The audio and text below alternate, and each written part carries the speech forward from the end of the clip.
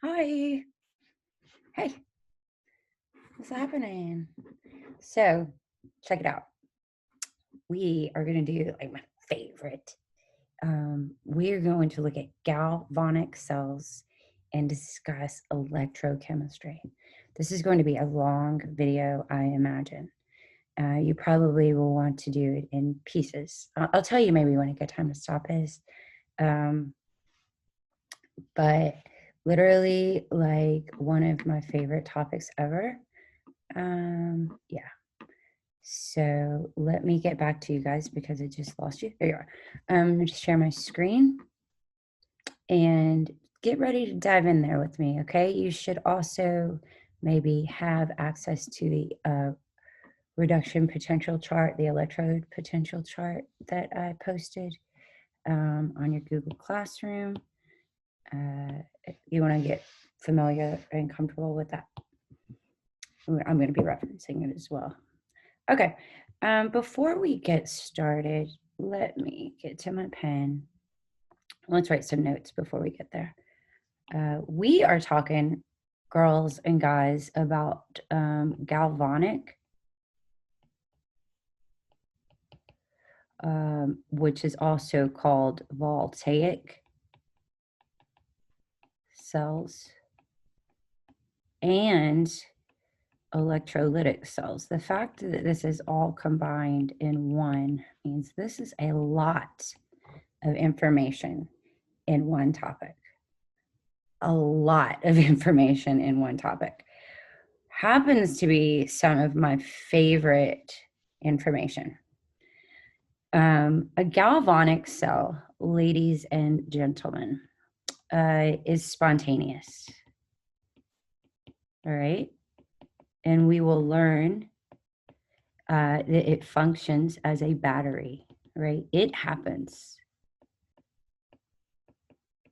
And right, these are never mind.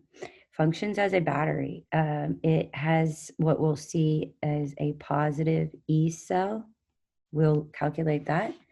It has a K that is greater than 1, and it has a delta G that is what?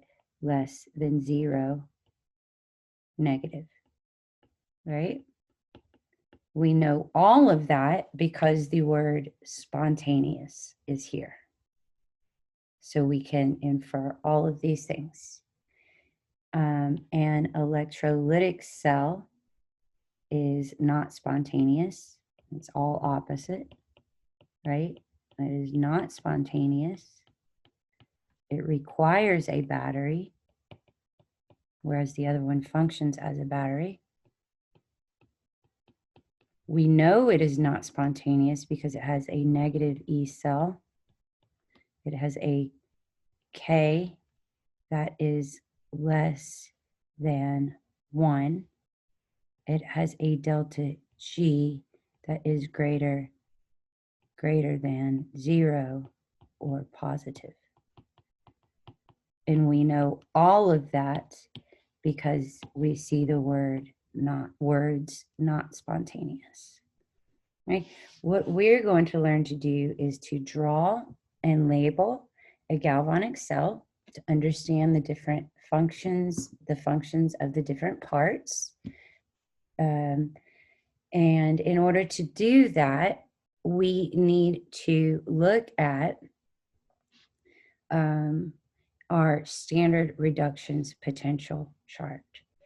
This chart, my computer is lagging.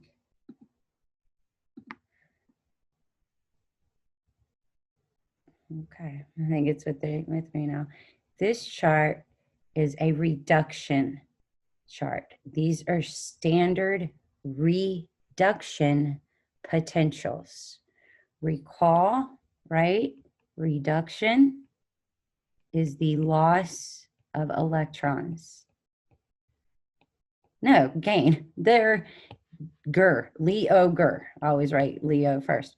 Reduction, right? Reduction. My apologies. Right? Gain electrons reduced. Okay, so all of these half reactions, these are half reactions. Remember balancing reduction, the half reaction method. These are all half reaction methods. They are all reduction equations. They're all reduction. In every one, we're gaining electrons. Electrons are reactants, okay, throughout the entire chart. They can be flipped, and then they are oxidation reactions. You'll either use this in class or on an exam. They now provide you with the relevant reactions per question. You need to be mindful to look at each and every reaction and determine for yourself, is this written as an oxidation or is this written as a reduction? Just find where the electrons are, gained or lost. Remember, oxidation, right? If you want to just add that to your notes, because it's everything we're talking about here. Leo, right, is lose electrons, because galvanic cells and electrolytic cells are reduction reactions. They function on the transfer of electrons, all right? So we will have reduction reactions occurring, okay?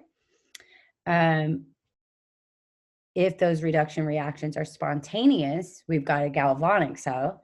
If those reduction reactions are not spontaneous, we've got an electrolytic cell. The way we determine if they are spontaneous or not is we say that E cell, right, is equal to E reduction potential, all right, plus E oxidation potential. And remember that in this chart, if we reverse the reaction, we reverse it and we would change the sign, all right?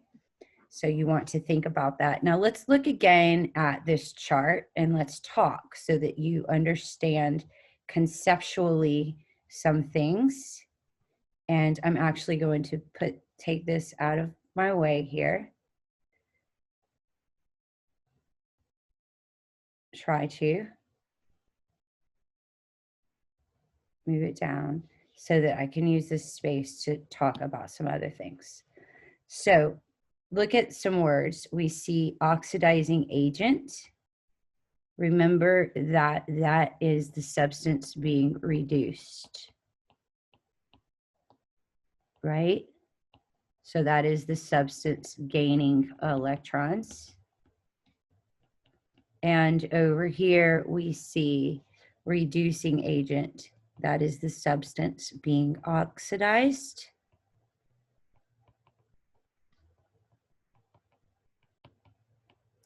All right, and that is losing electrons. All right, well, I want you to think about this.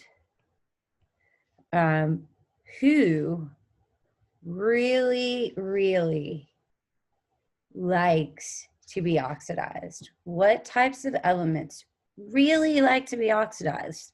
Really like to lose electrons? Metals, particularly reactive metals, right? They want to get rid of those electrons, those valence electrons.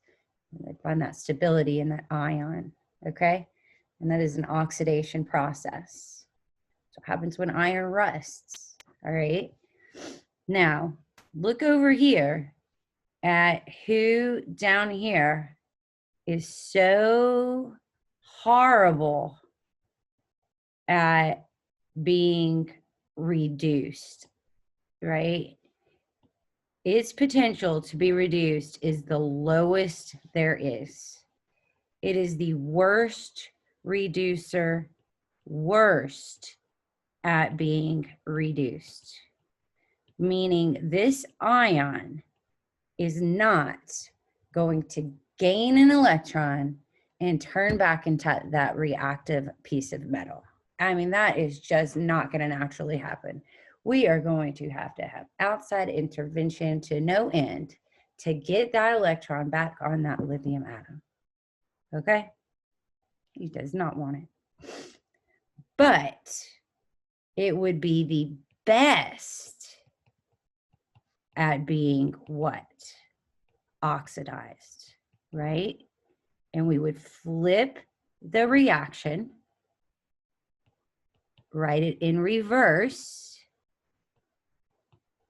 and now that is the preferred process. And we have an E-ox, which is the reverse of the E reduction. So our E-ox is actually a positive 3.04 volts. We'll talk more about units later. All right. Now, which substances love to gain electrons? Right, over here we said reactive metals. Well, these will be our nonmetals, right? Our reactive nonmetals. They want to gain electrons to form those ions, which are stable. They've completed that outer shell. Let's look at the top of this and look at who is the best at gaining electrons. If all of these substances down below him were around him, he would win. He would be the best one at getting those electrons. He has the highest potential to be reduced, and it is a nonmetal, okay? The guy with the lowest potential to be reduced was that metal, but he's the highest potential to be oxidized. But these are all reduction, okay? So these would be our reactive nonmetals. Okay, and here the E reduction, what was it? What was it? 2.87. So if I could couple these reactions together, that fluorine gaining the 2 electrons and forming that, and the 2 lithiums losing the 2 electrons and forming that, and I would have F2 yield, plus 2 LiS yields 2 LiF, essentially, if you will. This has an E reduction of 2.87 volts. This has an E oxidation of 3.04 volts. This overall, see, 0.87 plus 0.04 is what? 0.91 and 5 volts would be my E cell. This is a very positive E cell. This is spontaneous. Because this is spontaneous, this has a positive E cell, a negative delta G, or a delta G that is less than 0, and we have a positive K is greater than 1. No, they're always positive, right? And we have a galvanic cell. It can function as a battery. Let's see what a cell like this would look like. We need to draw it, and then I think we'll be about done here, okay? So I'm gonna go down here. We are now going to draw and label and talk about the functionality of a galvanic cell.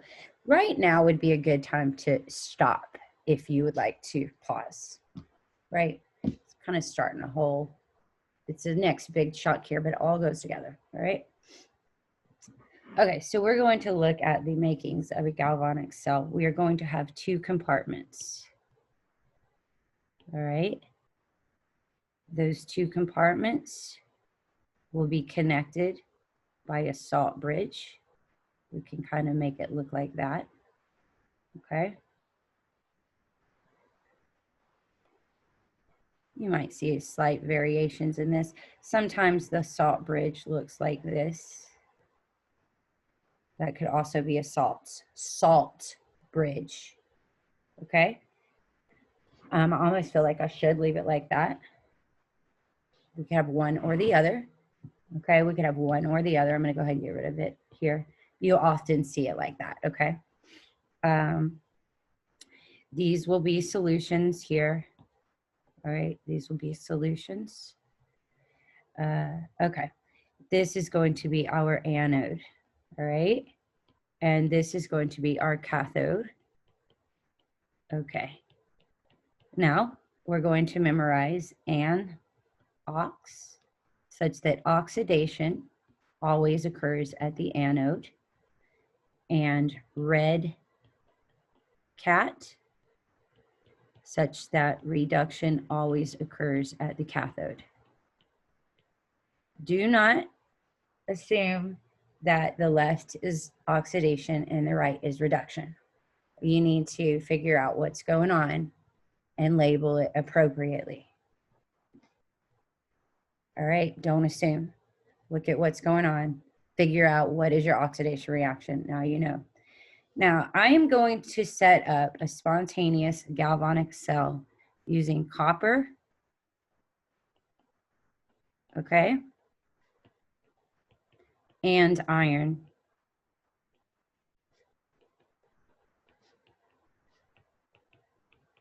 All right, now notice both of these are reduction. I need to figure out how to set this up so that it will be spontaneous. It will be spontaneous if E reduction plus E oxidation is greater than 0, if it's positive. I'm going to find these two half reactions up above. Let's go. And I'm going to highlight them. Notice this is copper 1, however, I need copper 2. Nope, that's forming copper. I need to form the copper 2 solid.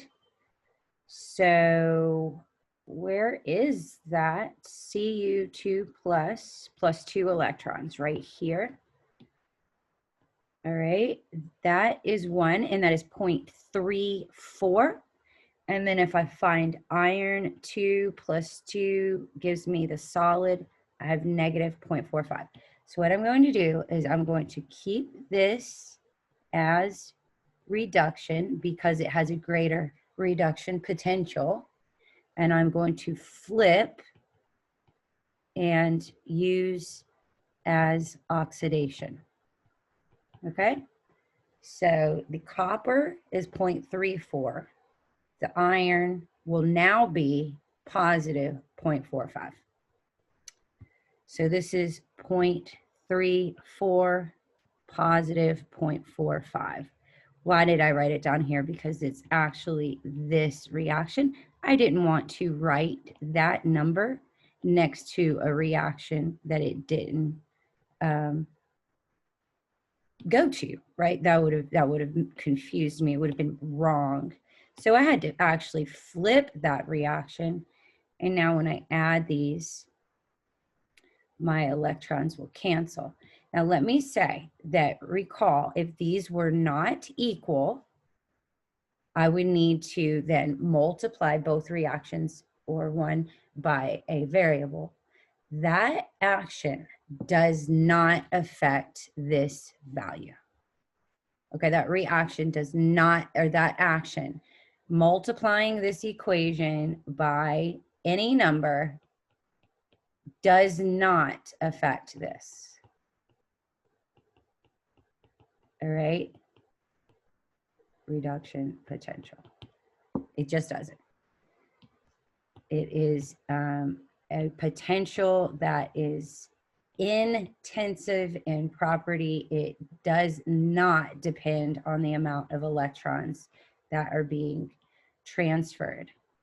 All right, notice the copper, the iron is giving, the copper is taking, right? We have reduction reactions, right? This is a redox reaction. That's what I meant to say, not reduction. We have a redox reaction going on. This is electrochemistry. All right, we've got electrons moving around, and we're going to use those electrons to make a current. All right, my E oxidation, E reduction, add them together. What do we get? 0.79 volts is my overall E cell. It is positive. Let's continue drawing it now that we know what is our reduction and what is our oxidation. So in our anode, where our oxidation is occurring, we are going to need, since I have a metal, I'm going to have a metal electrode. If it was not a metal down here reacting, hold on, let's focus. This is an electrode. It is iron solid, okay? It's iron solid. It's a piece of solid iron. And that is going to be my reactant. And what is on that piece of iron solid, y'all? There are iron atoms, and they are reacting, right? Because look at your equation. Iron is reacting, right? Iron is a reactant here. So, you know what I'm going to do? I'm going to make this smaller so that I can see more of everything at the same time. That's better. That's better. Okay. And in this solution, at my anode, where oxidation is occurring, I know that this is happening.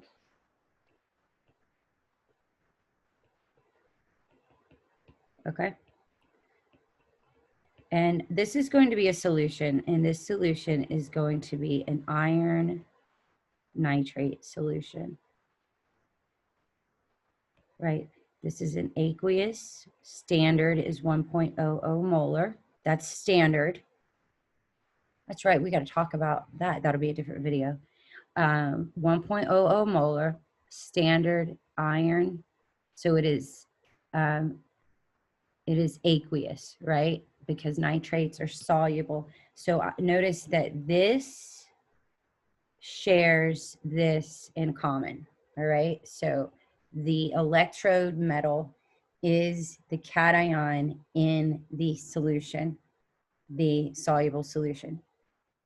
If you're confused, if my words are confusing you, I apologize. It shouldn't. You just have to understand the vocabulary. All right. Now, over here, I will have an electrode. It is a metal, right? Because this is my cathode, right? And it's aluminum or copper. This is copper. All right. And in here, I'm going to have a solution. It's going to be standard, therefore it will be 1.00 molar, and that is going to be a copper 2 nitrate. So again, it contains that metal that is being reduced, and it is in a soluble salt, okay?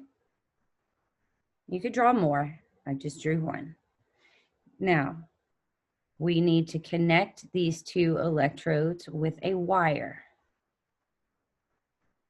All right? And what's going to happen, let's put a volt right here. That's a voltmeter. It will read the current.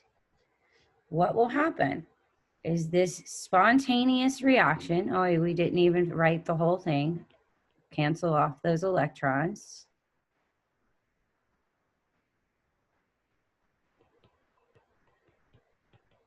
All right, as we have two processes occurring. We're almost finished here, guys.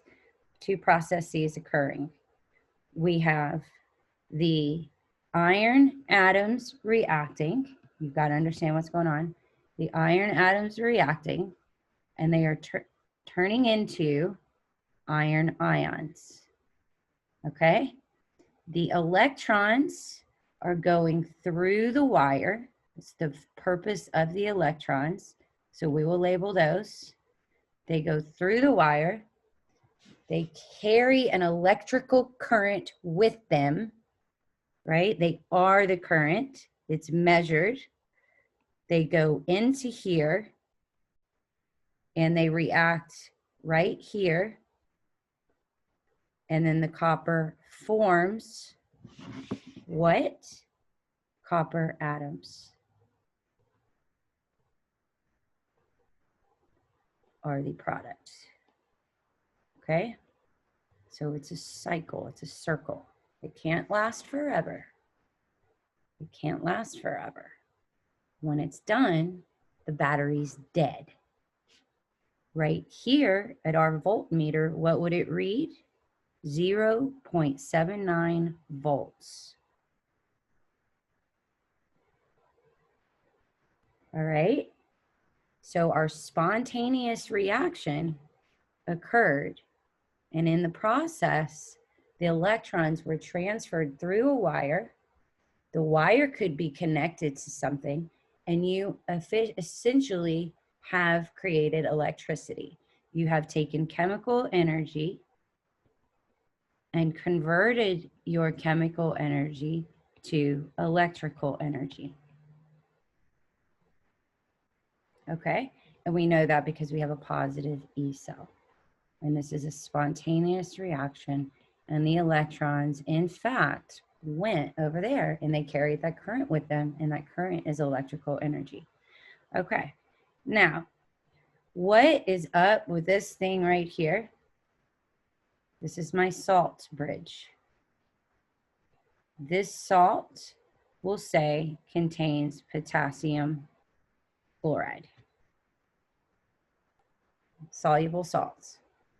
We need to know in what direction and why each of these cation or anion will flow.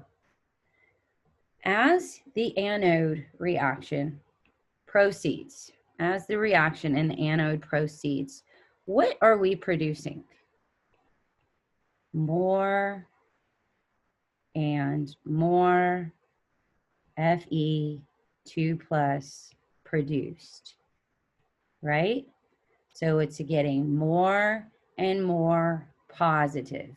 We have a build up of positive charges because the positive cation is a product of the reaction.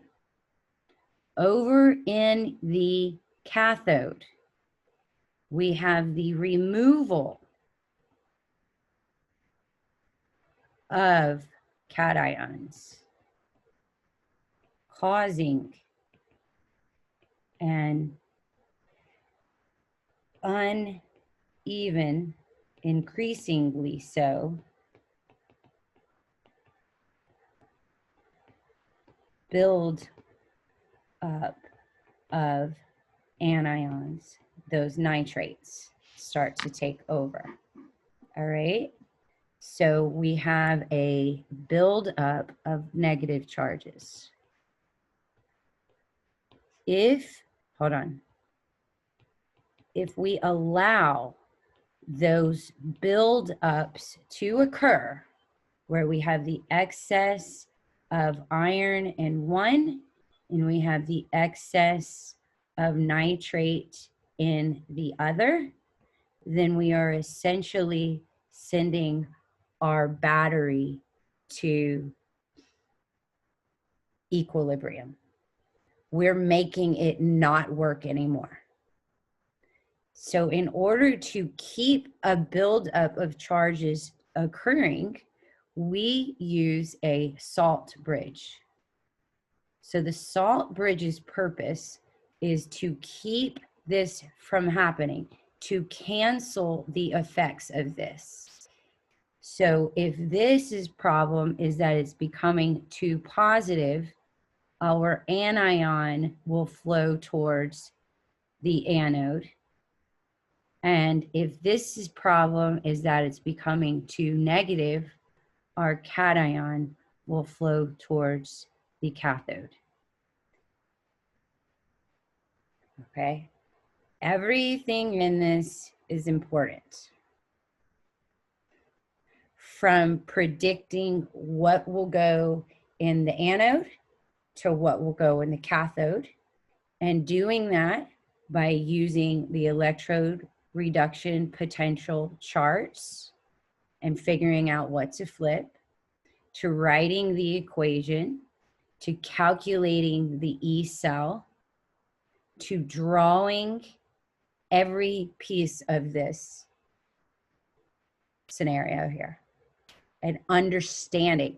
Last thing, which electrode will increase in mass and which electrode will decrease in mass.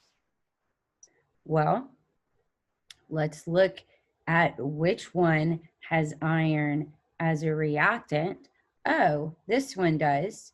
Therefore, we are losing this, and this electrode decreases in mass. And over here, this solid is the product, so this electrode increases in mass.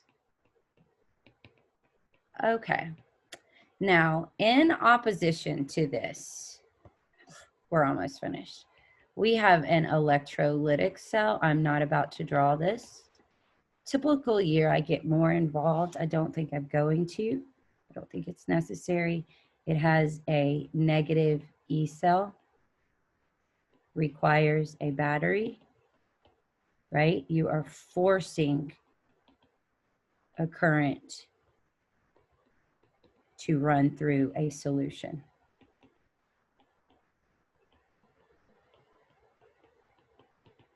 Right?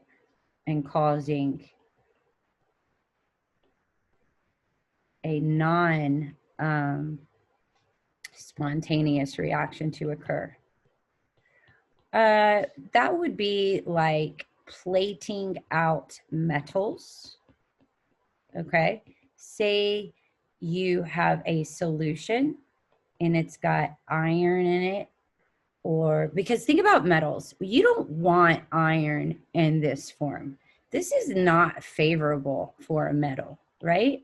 You want the solid, metal, so you have those metallic properties, right? You want the solid form, right? You don't want silver ions, you want silver solid. Well, some of those metals, when they're in the aqueous form, we need to plate them out. They need to gain the electrons and be reduced, right? Well, remember, metals don't like to be reduced. They like to be oxidized. So we have to force this to occur. And we call it plating out metals. It means pulling it out of the solution and taking it from its ionic form and turning it to its more favorable solid form. Like I said, again, we get those the properties of metals, right? They're hard, they're conductive, we can build with them, we can mix them into solutions and alloys, and they're stronger, and we can make our infrastructure. So, but most of our metals come in ores under the ground. So we don't get them as iron metal, we get them as iron oxides. We get them as iron sulfates. There are these minerals deep down under the ground. So we got to be able to take these ions and make them solids. And that's what we do through the process in electrolytic cells. Okay, and I will make another video on that. I don't know if it's a standard coming up, but there are calculations you need to be able to do with this. In terms of this plating out. Hopefully that'll pop up. If not, oops, I'll just make another video. Should be in a standard to come. But an electrolytic cell requires a battery. We're trying to force those electrons in. Electrons always flow from anode to cathode, right? Electrons, if I didn't say that, they always flow from anode to cathode, always, even in an electrolytic cell. It's just that in an electrolytic cell, we have to force it to happen. Okay, I'm going to end that for now. I think we did all right. Love this stuff. Love it. And bye.